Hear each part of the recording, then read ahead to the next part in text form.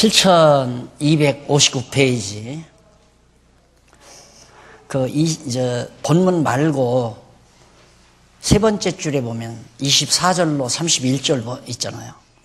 거기 보면 예수께서 환난 후에 있을 재림 직전의 징조와 재림의 광경에 대해서 예언하는 내용이죠.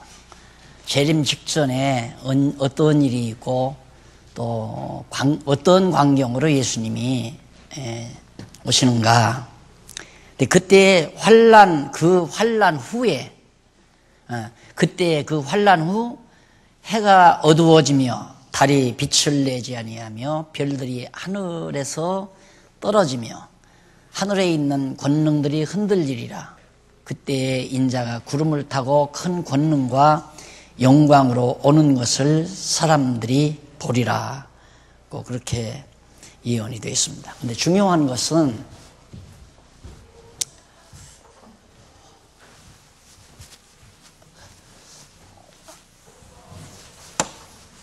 여기서 예수님께서 말씀하시는 그 내용 자체가 바로 이어지다가 보니까 허다한 주경학자들이 이 부분에서 엄청난 과오를 범하는 부분입니다.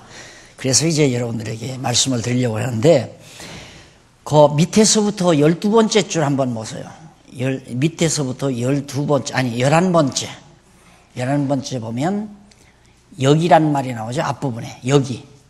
밑에서 11번째. 찾았어요? 여기 그때의 환난 후 그 말이 나와죠. 그때의 환난 후. 그러니까 아까 그 본문 가운데서 그때의 그 환난 후 그 말씀이 나오는데 그때의 그 환난 후라는 말이 어떤 내용이냐면 이쪽 24절에 나오잖아요. 그때의 그 환난 후, 그게 첫 본문 처음에 나오는 내용인데, 때가 헬라어로 복수예요. 복수 명사로서 때라고 번역보다는 세대, 그러니까 때의 여러 개니까, 때가 여러 개 보태진 거니까 시기라고 번역을 하는 것이 합당하다. 세대. 그리고 세대로 번역이 가능하므로 그 환난의 세대가 지나서라고 번역이 됩니다. 왜 그러냐면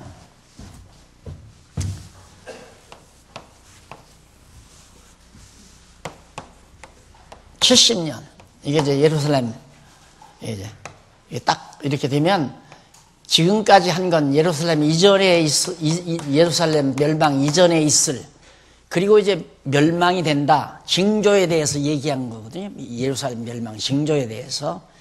그런데 그때가 아니라 그 세대, 그 세대라는 말은 이런 환난이 여기서부터 이제 시작이라고 그랬잖아요. 여기서부터 시작이 돼서 한 세대가, 그 환난의 시대가 흘러가요. 쫙.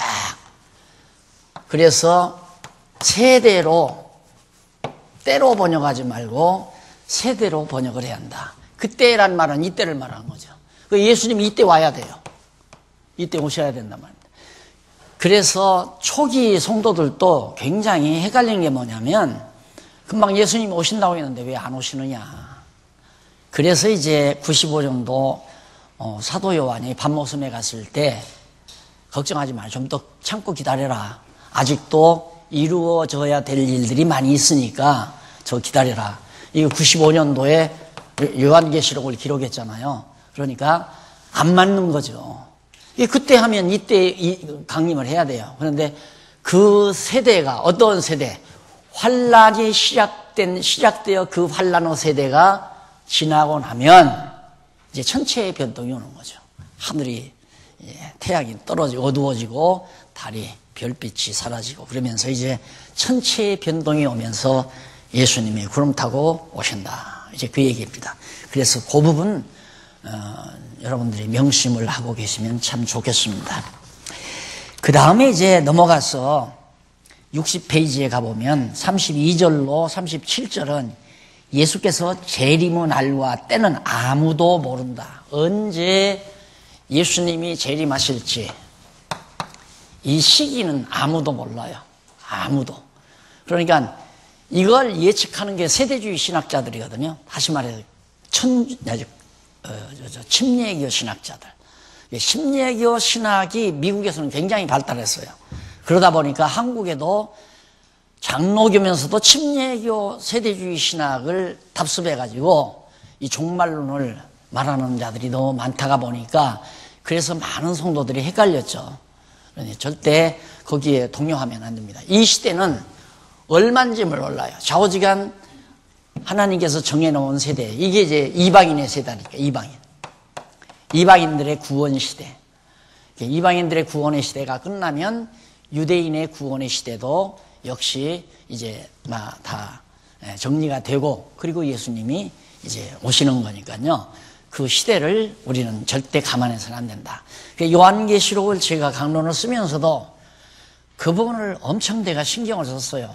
잘못하게 되면 또 엉터리가 되지니까. 그렇게 해서 정리를 해서 너무너무 마음이 홀가분합니다. 하여튼 그렇게 해서 13장까지 말씀을 드렸고요. 계속해서 마지막 구속주 신분에 의한 증거.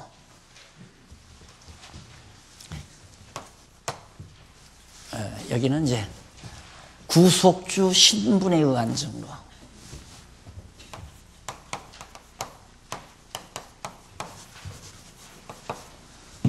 첫째는 주인의 신분이고, 여기는 구속주 신분이고.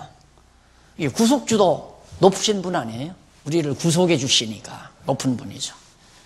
그래서 구속주 신분에 대해서 14장과 16장까지 정리가 됩니다. 여기는 상당히 어려운 부분이 별로 없으니까 14장 1절로부터 42절까지 버림당할 신분의 증거. 예수님이 버림을 당하는데 왜 버림을 당하는가? 구속을 하려니까, 우리를 구속하려니까 제물로 버림을 당해야 되잖아요. 제물로 버림당해 십자가에 못 박혀 죽으셔야 되니까. 그래서 14장 전반부 1절로 16절에는 65페이지 양쪽 가로 1번 대속의 죽음을 준비합니다. 당신이 백성들의 죄를 대속해 주실 구속주니까 우리의 죄를 구속해 줄 그런 제물로서 죽을 준비를 예수님이 미리 하시는 내용이 거기 나와요. 준비. 그래서 1절로 9절에 보면 어떻게 준비하시는가? 대속주 죽음을 어떻게 준비하시는가? 죽일 방책을 구하자 향유를 머리에 부어 죽음을 준비하게 합니다. 그러니까 6월절 무교절이 되니까 제자들하고 같이 만찬을 했잖아요. 만찬을 했는데 이번에 우리 6월에 모이면 우리 진짜 만찬을 하려고 그래요. 이제 진짜로 옛날처럼 이렇게 애들 장난처럼 하지 않고 그냥 정말 온 거기 참석하신 모든 성도들이 다 정말 같이 애찬을 나누도록 그래서 미리 앉아서 한 2시간 함께 즐기고 담소하고 교제하고 그런 시간을 마련하려고. 그래서 이제 포도주를 좀 많이 담아놨으면 참 좋았을 건데 어떻게 지금 준비하시는 분들이 어떻게 마련할지 모르겠습니다. 떡도 하고 포도주도 하고.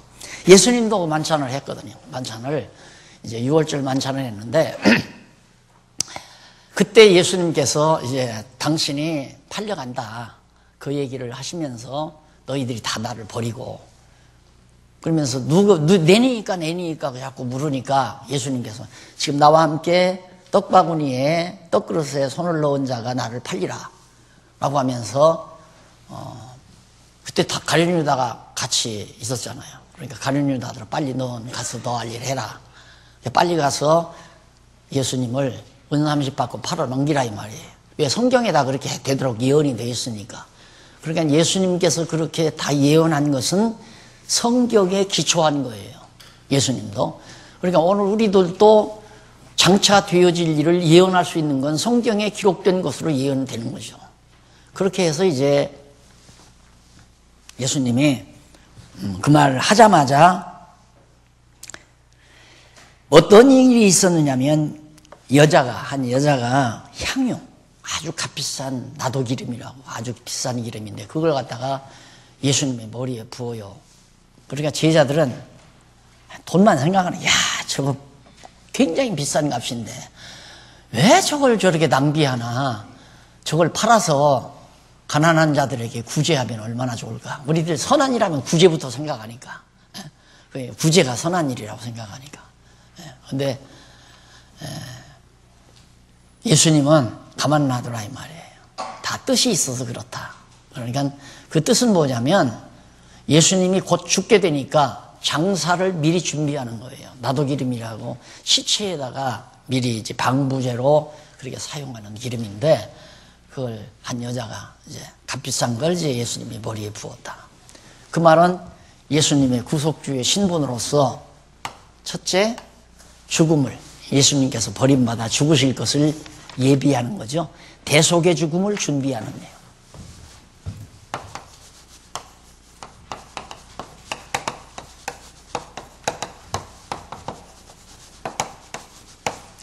맞잖아요. 그러니까 이렇게 맞아 떨어지잖아요. 줄기가 맥이 딱 통하잖아요. 이렇게 맥이 통하고 여기 와서는 다 만나잖아요. 그러니까 나뭇가지가 이렇게 돼가지고 이렇게 됐을 때 이 두 가지가 여기 만나서 한 가지를 이루고 이 가지가 또 세 개, 네 개 이렇게 해서 한 가지를 이루어서 또 여기가 올라가고 이 가지가 또 이렇게 해서 또 빠지가 이게 생명력 아니에요. 생명의 번식력. 이 교회도 그렇게 돼야 한다. 자꾸 그렇게 자꾸만 할머니가 전해주고 어머니 아버지가 전해주고 어머니 아버지로부터 하는 자녀들이 또 그렇게 또 자녀들이 후배들이 이렇게 해서 쫙 이게 맥이 있는 진리라야 이게 가능하다 이 말이에요. 맥이 있는 진리. 그러니까 사람 자기를 전하지 말고 성경 내용 진리를 바르게 전하면 저렇게 생명력이 통할 수밖에 없잖아요. 지금 이렇게 되어 있잖아요. 이렇게 만나고 또 이건 또 위에 가서 또 만나잖아요. 저희 3절이니까 1절, 2절, 3절이 저기 또 이렇게 보여줘서 위에 가서 또 만나. 그래서 논리의 일관성 하는 겁니다. 예, 이게 움직여야 생명력이 움직이지. 말씀이 운동한다는 말은 이런 살아있는 말씀이 실제로 생명력으로 활동되는 거예요. 그러니까 이렇게 여러분들이 공부를 하고 또 이렇게 공부한 것을 자녀들이나 후배들에게, 제자들에게 전승해주고 그 제자들은 또 그 다음 제자들에게 전승해주고 그래서 앞으로는 권사님들, 장로님들이 다 가르쳐야 돼요. 안 가르치려면 권사, 장로 하면 안 돼요. 지금 처음 과도기니까 권사, 장로가 안 가르쳐도 그냥 이렇게 보살피기만 해도 하지만 앞으로는 권사님, 장로님들이 다 가르치는 자가 돼야 돼요. 그래서 권사님들은 여성도 가르치고 장로님들은 남성도 가르치고 제발 꼭 그렇게 하셔야 됩니다. 꼭 그래야 이 진리가 바르게 전승이 돼요. 안 그러면 전문업자 맡기면 다 장사해 먹고 마니까 이건 뭐 100%예요. 100%. 전문업자한테 맡겨놓으면 완전히 장사해 먹고 말아요. 전문업자가 아닌 순수한 하나님의 쓰임받는 종들, 권사님, 장로님들이 꼭 아니 성경에 목사라는 말 단 한마디밖에 없다니까 그것도 억지로 목사라고 번역해 놓은 거예요. 그걸 가지고 한국교회나 지금 세계교회가 목사 특권층 만들어가지고 귀족 만들어 놓고 이 기독교라는 게 목사가 귀족 아니에요? 그러니까 교회가 다 망가지는 거예요. 안 돼요. 절대 안 돼요. 그래서 체제개혁을 할 수밖에 없었으니까 앞으로는 몰라서 제가 잘 못 가르쳐 드려서 장로님, 권사님들도 지금은 이제 가르치는 그런 훈련이 안 됐지만은 이제부터는 좀 하세요. 이제부터 잘 배워가지고. 얼마나 쉬워요. 쫙쫙 가르쳐 드리니까. 가만두어라. 너희가 어찌하여 저를 괴롭게 하느냐. 그 여자 괴롭히지 말라. 저가 내게 좋은 일을 하였느니라. 가난한 자들은 항상 너희와 함께 있느니라. 가난한 자들은 언제라도 너희와 항상 있지만 나는 곧 이제 십자가에 못 박혀 죽을 건데 나 죽음부터 준비해야 할 거 아니냐 이 말이에요. 그 다음 10절로부터 16절 가룟 유다의 배신과 유월절 준비에 의해 죽음을 예비합니다. 가룟 유다가 여전히 가서 팔아먹잖아요. 돈만 된다면 다 아는 겁니다. 인간은. 하나님이 특별히 붙들어주지 아니하면 돈 되는 일은 다 하고 싶은 것이 인간이에요. 왜? 사는 것이 돈이 목적이니까 돈 버는 게 목적 아니에요. 교회 일도 돈 버는 게 목적 아니에요. 목사님들 돈 안 준다고 다 나가지. 안 그래요? 목사님들 돈 안 준다면 다 나가요. 한국교회 목사님들 보세요. 누가 돈 안 준다면 그거 가만히 붙어 있나? 안 준다면 막 싸우거나 안 그러면 나가버리거나. 이게 돈 때문에 와 있는 거 아니에요. 돈 때문에 교회에 다 부임하고 있는 거 아니에요. 이제 내가 노골적으로 다 터놔버리는데 정신 바짝 차리셔야 돼요. 여러분들. 귀여운 자녀들을 장사꾼들에게 내 자녀들을 신앙 맡긴다고 하는 건 어불성설이에요. 말도 안 되는 얘기예요. 그러니까 날들은 이렇게 얘기하면 너무 뜬구름 위에서 산다고 하겠지만 나는 뜬구름을 생각하는 게 아니에요. 진리의 영이 반드시 우리를 그렇게 인도하신다고 나는 믿는 거죠. 난 뜬구름이 아니에요. 앞으로 되나 안 되나 보십시오. 반드시 되죠. 다 모든 성도들이 각자 자기 집에서 자기 동네에서 구역에서 뭐 지교회에서 벌써 우리 장안관계 지교회에서 모임들이 막 형성되잖아요. 지금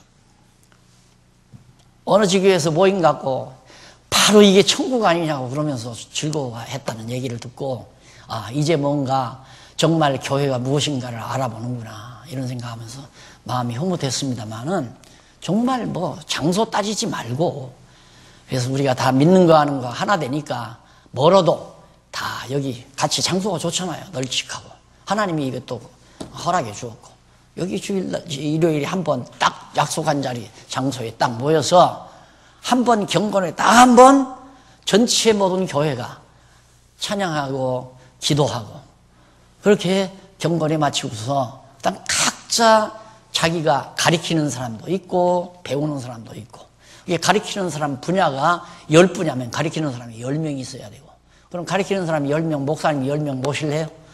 10명 목사님 모시려면 한 달에 연간 5천만 원만 줘도 10명이면 5억을 가져야 돼요. 그걸 어떻게 감당하실래요? 불가능한 거예요. 그건 안 되는 거예요. 그러니까 우리 영본 목사님들이 애써서 지금 하나하나 교재 만들어가고 있으니까 교재 보고 여러분들이 이제 젊은 청년들 지금 열심히 청년들을 가리키잖아요. 배워가지고 이제 성도가 성도를 가리키는 그렇게 해서 나가기 전에는 교회가 교회다워지지 않는다. 안 그러면 이제 뭐 돈 아까우니까 담임 목사 하나 딱 두고 담임 목사한테 모든 주권 다 맡겨버리면 목사가 뭐 다 장악해버리는 거죠. 그래서 한국교회가 이 꼴 되는 거 아니겠어요? 간절이나 돈 때문에 예수 따라다니는 거 아니에요? 다시 한번. 자, 그 다음 버림당할 것을 예고합니다. 예수님 버림당한다. 팔자를 지져가고 먹는 떡과 잔의 의미를 가르쳐 줍니다. 이거 아까 미리 다 말씀드렸습니다만은 가룟유다가 예수 팔 거 다 미리 알고 앞에서는 예수님이 당신이 이제 팔려가서 십자가에 못 박혀 죽을 건 얘기하자 여자가 기름을 부어서 이제 했고요. 그 다음 여기는 팔자가 가룟유다라는 거 알려주고 그리고 떡과 잔을 주면서 잊어버리지 말고 기념하라는 얘기예요. 떡을 먹을 때는 예수님의 살이 찢기고 그러니까 그걸 모형으로 보여준 거죠. 유대인들의 떡이라는 우리 지금 전시실에 있잖아요. 이만한 우리 부치개처럼 되어 있잖아요. 시지미처럼. 그 이렇게 예수님이 찢어준 거예요. 그 말은 예수님이 살이 찢겨졌다. 이걸 제자들에게 보여주는 거죠. 떡이 예수의 몸이라는 얘기가 아니에요. 그래서 이 떡을 먹을 때마다 빵을 먹을 때마다 예수님의 찢기신 살 다시 한번 기억을 해라. 그리고 포도주 빨갛잖아요. 십자가에서 흘리신 보혈의 피를 대속의 피, 구속주가 우리를 대속하기 위해서 흘리신 그 피를 다시 한번 생각해라. 왜? 그 생각이 없어져 버리면 하나님에 대한 구속의 은총이 없잖아요. 잊어버리잖아요. 잊어버리게 되면 이제 자기 욕심이 발동되고 하나님의 은총에 대한 감사가 없으면 당연히 그 다음 나오는 게 욕심이 발동돼요. 그 욕심이 발동되면 그 다음 막 신경질이 나고 짜증이 나고 불평이 생기고 그 자동적으로 그렇게 된단 말입니다. 그래서 항상 기억하기 위해서 먹고 마실 때마다 그러니까 항상 우리는 날마다 먹잖아요. 매주일마다 식사를 하잖아요. 그런데 비싸니 싸니 이 생각을 하지 밥을 먹고 물을 마실 때 예수님 생각하지를 않죠. 안 그래요? 오늘 메뉴가 좋다 나쁘다는 생각할지 모르죠. 식사하면서 우선 우리가 좁으니까 할 수가 없지만은 식사하면서 담소하고 구속의 은총을 같이 나누고 감사하고 이런 분위기가 식사 시간을 마련해야 하는데 그렇게 지금 안 돼져 있다는 건 우리들 스스로가 아마 인정할 겁니다. 그 다음 이제 예수님께서 그렇게 되지는 이유가 72페이지 위에서부터 10번째 줄을 보면 10번째 앞부분에 보면 일찍이 다윗은 나의 신뢰하는 바 내 떡을 먹던 나의 친구도 나를 대적하여 나를 발꿈치를 들었나이다. 발꿈치 든다는 말은 공중에 매달려 죽인다 이 말이에요. 그러니까 벌써 이미 시편 기자가 41편 9절에서 예수님이 가룟 유다에게 배신당해가지고 팔려가 십자가에 못 박혀 죽으실 걸 예언된 거죠. 그 예언대로 이루어지는 거고, 그 다음 밑에서부터 7째 줄 중간에 보시면, 그래서 예수께서 이것은 많은 사람을 위하여 흘리는 바 나의 피 곧 언약의 피다. 포도주를 가지고 예수님이 설명하잖아요. 떡은 예수님의 몸을 말하는 거고 포도주는 예수님의 언약의 피. 언약의 피라는 말은 구약에서 이미 구약 성경에서 이미 양 잡아서 피 흘려 죽이잖아요. 이미 예수 그리스도의 피로 말미암아 우리가 구속 대속을 얻을 것에 대한 하나의 언약이죠. 짐승의 피가, 소의 피도 그렇고 비둘기의 피도 그렇고 그걸 언약의 피. 그래서 예수님이 구약에 언약된 그 양의 피, 송아지의 피, 비둘기의 피가 바로 예수의 피, 곧 언약의 피다. 그런 의미에서 언약의 피라고 설명하는 거다. 그 다음 이제 26절로 31절에 보면 제자들이 선지자의 예언대로 다 버릴 것에 대해서 전부 제자들도 다 버린다.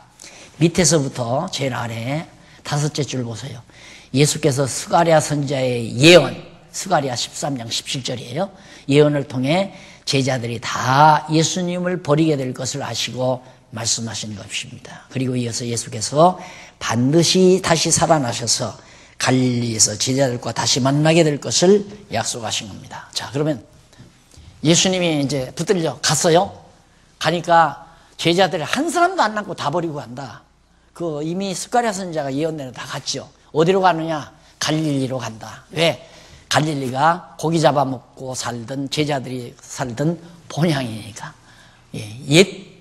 옛날 어부의 생활로 다시 돌아간 거예요. 그러니까 가르쳐 놓으면 뭐합니까? 성령의 역사 아니면 필요 없다니까. 제가 다 해봤잖아요. 20대 초반에 농촌에 가서 젊은이들 모아놓고 막 가르칠 때 이야 이거 나라가 뒤집어지겠다. 이게 세상 바꿔지겠구나. 이런 생각을 많이 했어요. 이들이 막 너무 열정적으로 막 공부를 하니까. 그런데 다 흩어집니다. 군대 가면 끝나고 여학생은 시집 가면 끝나고 다 끝나요. 예수님 제자들도 마찬가지죠. 다 끝나요. 그런데 누가 오니까? 성령이 오시니까. 그래서 교회를 성령께 매게 한다.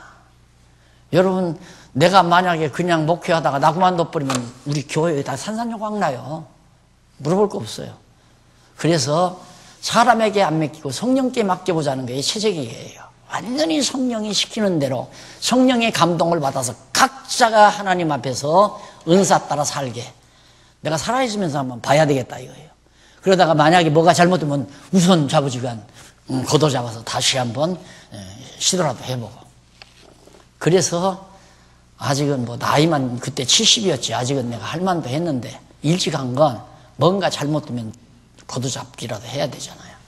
그래서 그렇게 했는데 잘 돼가잖아요 지금 아주. 여기에 사람이 이미 가미되면 이제 안 돼요. 누가 여기서 사람의 힘을 가미시키면 이제 문제는 발발하게 돼요. 파벌이 생기고 뭐 누구 중심으로 모이게 되고.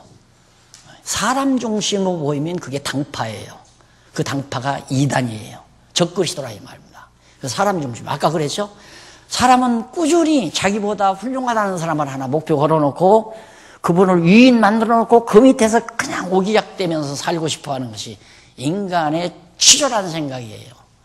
위대하신 하나님 안에서 살려고 하는 게 아니라 빨리 세상 사회생활은 뭐 큰 나무 밑에서 뭐 덕 본다나 뭐 덕을 못 본다나 이러면서 큰 나무 밑으로 가야 한다고 하고 인간은 나면 서울로 보내라 뭐 이런 얘기 나오지만은 하나님 앞에 들어가는 필요 없어요. 종교인으로서 다시 말해서 하나님을 믿고 사는 신앙인이라면 절대 인간을 위대하게 보면 안 돼요. 또 훌륭하게 봐서도 안 되고. 인간은 어쩔 수 없이 인간이에요. 어쩔 수 없이. 다만 소중한 건 질그릇 속에 담겨진 보화가 소중한 것이지 등에 업고 있는 예수님이 위대한 분이지 당나귀 새끼가 위대한 건 아니잖아요.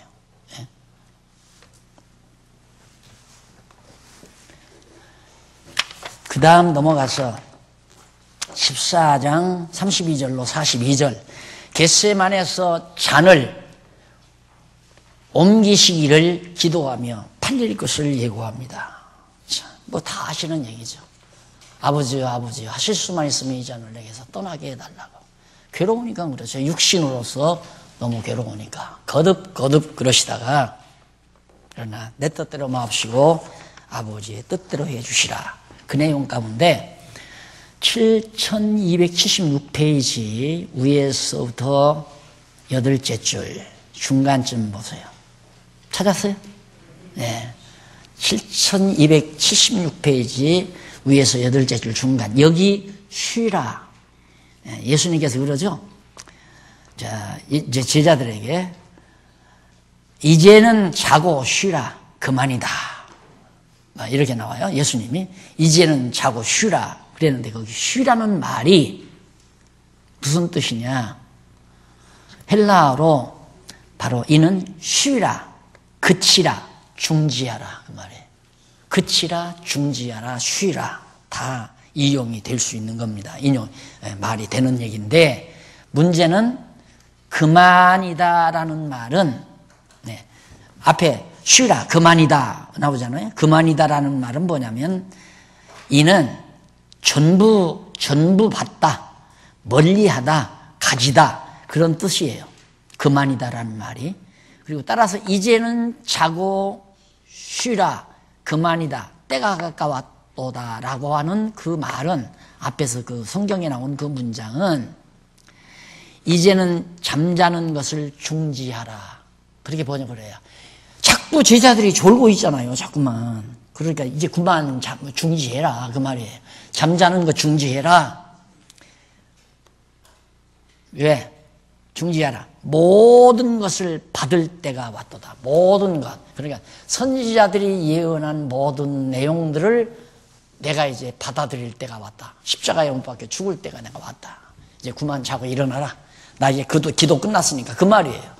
근데 그게 아니면 그 얘기가 무슨 뜻인지 알 수가 없는 거예요. 도리어 무슨 얘기냐면 어떻게 생각하냐면 그만 자고 일어나 같이 막 일어나 싸우자 이런 식으로 이해가 간다는 얘기입니다.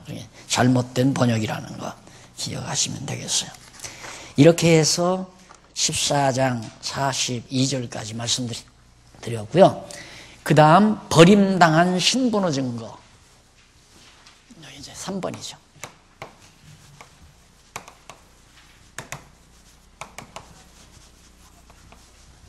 1번, 2번, 버립니다. 죄송합니다. 이렇게 되면 안 되죠. 그러죠?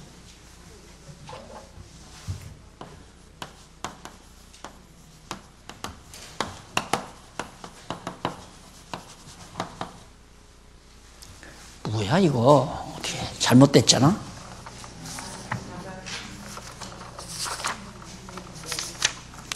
버림당할 신분의 증거.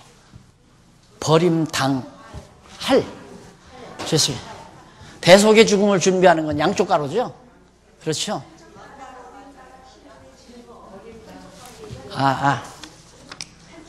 구속주 신분에 의한 증거.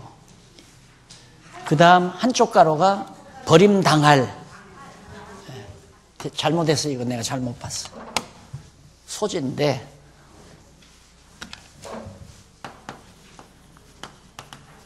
여기는 당할 신분. 당할 신분 증거란 말은 예언이라는 말과 같잖아요. 앞으로 버림을 내가 당한다 예언했는데 실제로 여기서는 버림을 당하잖아요. 이건 성취 증거죠. 성취로. 예수님이 예언한 대로 그대로 이루어졌다 하는 얘기입니다. 그것이 이제 버림받아 치욕을 당하죠. 예수님이 아주 버림을 당해가지고 그 내용이 14장 43절로 15장 5절까지 나와요. 그런데 거기 밑에서 8째 줄 보면 일찍이 여호와 하나님께서는 다윗으로 나의 신뢰하는 바 내 떡을 먹던 나의 친구도 나를 대적하여 나의 발꿈치를 들었나이다. 그래서 사람이 세상 살면서 예를 들어서 뭐 친구에게 배신당하고 아내에게 배신당하고 형제에게 배신당하고 후배에게 배신당하고 이런 것들이 참 고통스러워 하잖아요. 근데 그건 당연히 있을 수밖에 없는 거예요. 인간 사회에서는 배신이라는 거. 그래서 또 젊은 시절 생각나지만 저는 20대 초반에 아이들에게 배신감을 많이 느끼면서 내가 공짜로 뭐 학용품까지 다 사주면서 그렇게 공부를 시켜가지고 시집 보내고 군대 보내고 장가 보내고 다. 그 뭐 이부자리에서 보낸 건 아니지만 그래 눈 띄워가지고 그렇게 다 했는데 시집 가도 그러고 군대 가서 몇 번은 편지라도 해요. 갔다 오면 완전히 모르시아 버리고 많이 참 마음으로 울기도 했지만은 그 다음 내가 깨달은 게 뭐냐면 내가 이렇게 배신감에 우는 것은 저들에게 기대를 했기 때문이다. 문제는 내가 배신감을 만든 것이로구나 하는 걸 그때 깨달았어요. 그래서 전혀 지금은 벌써 뭐 여러분들이 볼 때 내가 배신감에 우는 사람으로 보일지는 모르지만 실제로 배신 얼마나 많이 당했어요. 그만이 그냥 목사님 막 세계적으로 위대한 분입니다. 멋집니다. 하면서 가방 들고 따라다니는 분들 뭐 다 없어졌잖아요. 다. 아무렇지도 않잖아요. 옛날에 그래 다. 그래 예수님도 그래 너희도 가려는가? 그러고 너희도 가려는가? 인간은 자기 이득을 위해서는 언제라도 버리는 거예요. 언제라도. 예. 정말 목표가 오직 주를 위하여 오직 진리를 위하여라고 하지 아니하면 경중을 따지는 거예요. 여기 있는 거에 유익하냐 나가는 게 유익하냐 이게다. 강남로에 있는 것이 유익하냐 강남로를 떠나는 게 유익하냐 그 경중 따져서 판단되는데 행동하는 거예요. 누구나 그러잖아요. 누구나. 그게 인간 사회에서 당연한 것으로 알아야지 이건 있을 수 없는 뭐가 있을 수 없는 일이에요. 몇십 년씩 같이 살던 아내도 저버리고 가는 놈이 있는데 안 그래요? 남편도 저버리고 가기도 하고 필요 없는 거예요. 다. 인간 사귐이라는 것도 그리스도로 떠나서는 전혀 의미가 없어요. 믿는 것과 아는 것이 하나 된 상태가 아니면 전혀 의미가 없어요. 인간 사귐이라는 게 밥 한 그릇이라도 따뜻이 사주면 친한 것 같고 안 사주면 멀어져 가고 자주 전화라도 하면 가깝고 전화 안 하면 멀어져 가고 이게 이제 인간 사귐 아니에요. 피곤해서 그러고 어떻게 살아요? 오직 진리 안에서 믿는 것과 아는 것이 하나 됐을 때 그냥 밥 먹듯이 덤덤히 가까워지는 정말 좋고 즐거워지는 만나면 즐겁고 헤어지기 싫은 그런 따뜻한 그런 그리스도 안에서의 만남 이것이 가장 아름답고 소중한 거죠. 그래서 버림받아 치욕을 예수님이 당하지요. 예수님이 바로 선지자들의 예언대로 그대로 버림당한 겁니다. 왜? 성경을 이루게 하려고. 거기 나오죠. 14장 43절 52절 80페이지 본문 성경 본문 밑에서 네 번째 줄로 오세요. 그러나 이는 왜 그렇게 예수님이 버림받았는가? 그 이유는 성경을 이루려 함이니라. 구약 성경에 예언된 대로 예수님이 그대로 이루기 위해서 붙들려서 버림당하고 십자가에 못 박혀 죽었었다. 그거예요. 이 마가가 기록한 거지만 나의 신뢰하는 바 때 떡을 먹던 나의 친구도 나를 대적하여 나를 발꿈치를 들었나이다. 시편 41편 9절에서 예언된 거죠. 그게 그리스도에게 와서 딱 이루어지는 것. 네, 이제 살아보시면 알겠지만 믿는 거 아는 것 같으면 헤어질 수가 없어. 아무리 믿고 헤어지려고 해도 헤어지지를 않지요. 어떻게 그게 헤어지겠어요? 근데 아무리 좋아도, 아무리 좋고 즐거워도 믿는 거 아는 거 다르면 하루아침에 그냥 끝나잖아요. 하루아침에 그냥 싹 돌아가 버리잖아요. 그냥 깔끔하게. 그래서 이것이 진리 안에서 하나를 이루는 것이다. 믿는 것과 아는 것이 하나 된다는 말은 바로 그런 의미를 말하는 거예요. 그게 진짜 교회예요. 그게 진짜 교회. 뭐 인간관계로 무슨 학연으로 지연으로 이렇게 만나서 집단 이루는 것은 그것은 당을 짓는 것으로서 적그리스도 행위라는 말입니다. 적그리스도. 사람이 모이면 누가 대장이 있잖아요. 대장이. 그거 아니다 이 말입니다. 그리스도 안에서 모이면 대장이 있으면 안 돼요. 대장이 있다고 하는 건 당파를 만드는 거거든요. 대장을. 그래서 우리는 누구 중심으로 모이자 이것. 그래서 내가 제일 지금 안타까운 게 뭐냐면 그동안 어쨌든 제가 장안중앙교회를 이렇게 뭐 한 30년 하다 보니까 덩치도 되고 성도들도 있고 전국의 모든 성도들도 이제 저를 자꾸 저만 의지하고 저만 찾고 이런 것들을 어떻게 하면 자제를 시키나. 아직 금년에는 단단히 마음을 먹고 포항을 지금 이번에도 가는데 가면 지금 이런 얘기를 간헐적으로 좀 하려고 그래요. 노골적으로 하려고 그러고. 박 목사도 의지하지 말라. 박 목사도 하루아침에 나가 떨어질 수 있다. 그러나 성경 내용은 변함이 없다. 그리고 박 목사가 한 얘기는 어쨌든 내가 20년 동안 애써서 써놨으니까 확인할 테면 이걸 보면 확인이 된다. 나는 변해도 이 쓴 것은 그대로일 거니까 꼭 그렇게 해달라. 그러나 너무 좋으니까 자주 만나고 싶겠죠. 보고도 싶고. 근데 그거에 그냥 빠져버리면 나중에는 내가 허튼 소리 해도 다 믿어버리고 따르게 된다 이 말입니다. 사람은 따르지 말고 진리는 지켜가라. 그 다음 60절로부터 65절에 보면 무슨 얘기가 예수께서 대제사장의 신문으로 사형당할 자로 정죄됩니다. 그래서 내가 그 얘기를 성전에서 성전에 이렇게 있으면 먼저도 얘기했죠. 언약궤가 있고 여기에 이제 제단이 있는데 여기서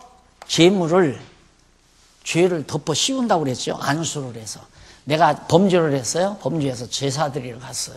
양을 한 마리 끌고 가서요. 그 양의 머리에다가 내가 기도를 해요.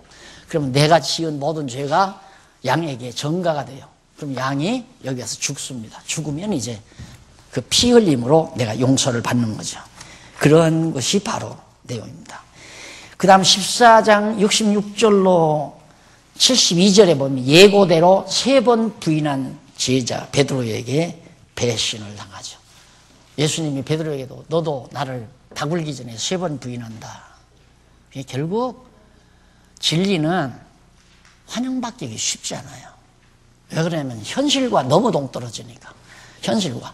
예수님 보세요. 너무 현실과 동떨어져. 그 현실을 찾으려면 바리새파에 속해야 되고 헤롯 땅에 속해야 돼요. 산헤드린 공의에 충성을 하든가 헤롯 땅에 충성을 하든가 그래야 지혜로운 사람이에요. 그런데 거기다 충성 안 하는데 그건 버림받게 돼 있죠. 거기 따라가봤자 이득될 게 하나도 없어요. 그러니까 박용기 따라봤자 이득이 없어지는 날이 빨리 와야 그래야 우리 장안중앙교회도 정상궤도에 오른다. 그 얘기입니다. 아직도 내가 기대 들고 우리 따라갑시다 하면 따라올 사람 많이 있을걸? 이제 안 따라올라나? 그러면 안 되죠. 여러분 진리를 지켜야 돼요. 진리 지키는 방법은 공부하는 방법밖에 없어요. 공부를 해서 저게 올바른 말인지 바르게 가르치는 건지 저 사람이 왜 저렇게 가르치는 건지를 분별할 수 있는 지각이 열려야 진리가 진리대로 지켜지는 겁니다. 빌라도에게 넘겨져 심판받고 대제사장들의 고소를 당하죠. 아무런 죄 없이 예수님이 고소당해서. 자, 예수님이 입도 안 열잖아요. 정죄하니까 근데 바른 말은 턱 얘기해요. 내가 그리스도냐? 그래, 맞다. 내가 그리스도다. 이제 거기서는 확실하게 증거하잖아요. 왜? 때가 왔으니까. 그러니까 더 열받아서 죽인 거 아니에요. 딱 이미 예수님 십자가에 못 박아 죽일 때가 왔어요. 그런데 과거에는 죽기 전에는 예수 말하지 말라고 그랬어요. 안전망이 일어난 거, 소경 눕는 거,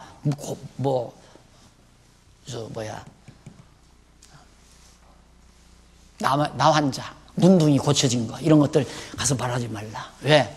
아직 죽을 때가 안 됐으니까. 이제는 죽을 때가 딱 되니까 예수님 자신이 그래, 내가 그리스도다. 그게 열 팍 받잖아요.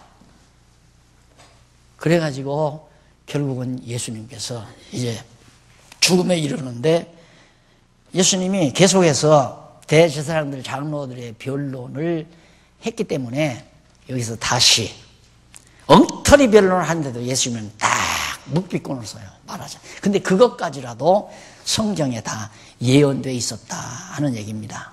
이사야 53장 7절로 8절에 보면 주께서 끌려가시는 신문을 받으시고 입을 열지 아니하실 것을 선지자 이사야가 예언한 대로 이루기 위해서 그런 것이다. 예수님 생활 하나하나 한 것이 입을 여는 거며 말을 하는 거며 안 하는 거며 이런 모든 것들마저도 예언대로 이루어 가시는 것. 그 다음 15장 6절로 20절 빌라도가 죽이도록 허락하자 희롱하는 군병들이 그냥 가차없이 예수를 데려다가 십자가에 못 박아 죽이죠. 그래서 넘어가서 90페이지 16절로부터 90페이지 위에서 7째 줄 16절로 20절에 보면 예수께서 군병들에게 희롱을 당하고 십자가에 못 박히기 위해 끌려감으로 증거하는 겁니다. 여기서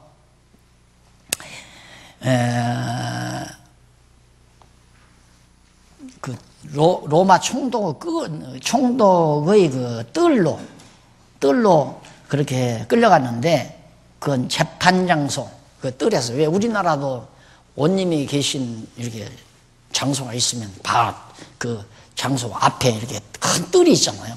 거기서 이제 권장도 치고 죄를 고백하리였다 하면서 뭐 난리를 치고 하잖아요. 똑같은 거예요. 예수님이 그렇게 고난을 당하시고 결국에는 여러분과 나 때문에 또 우리로 하여금 예수가 그리스도라는 사실을 믿게 하려고. 그러니 믿음 준다는 것이 사람이 얼마나 힘든 게 아니라 불가능한 거예요. 예수님도 자기가 피 흘려 죽기까지 우리로 하여금 그리스도임을 믿게 하려고 죽으신 거란 말입니다. 그래도 우리가 안 믿는데, 그래도 예수를 그리스도로 안 믿으려고 한단 말입니다. 안 믿는 사람이 얼마나 많아요. 그를 그리스도로 믿었으면 하나님을 여호와로 알고 경외하고 그를 인정하며 그를 찬양해야죠. 21절로 32절 골고다로 끌려가서 십자가에 못 박혀 모욕과 희롱 다 당하십니다. 온갖 모욕과 희롱. 그리고 마지막 33절로 42절 큰 소리 치면서 많은 자들이 보는 중에 예수님이 완전히 버림을 당하죠. 버림 당했잖아요. 당한. 여기는 당할. 예언된 대로 다 그대로 십자가에 못 박혀 버림당. 그 다음 42절로 47절 요셉에 의해 시체가 세마포에 쌓여 바위 무덤에 예수님이 장사가 됩니다. 지하에까지 들어가셨죠. 무덤 속까지.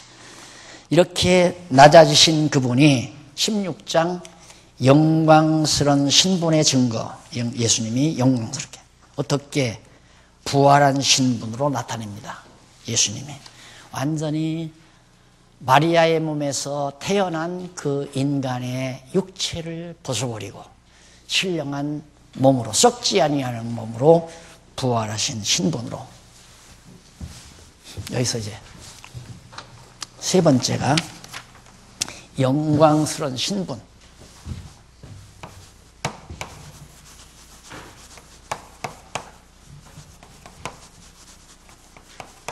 그러면 주인의 신분, 구속주의 신분, 영광스러운 신분.